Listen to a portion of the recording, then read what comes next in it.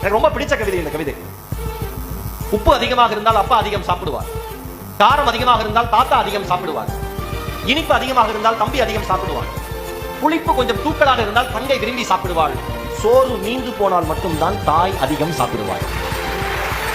அம்மா அம்மா ஆசை அம்மா, நன்றி சொல்ல ஒரு வார்த்தை இல்லை. நிலவாக நான் விளையாட வானாக வந்தவள் நீயே என் தாயே. அலையாக நான் விளையாட நதியாக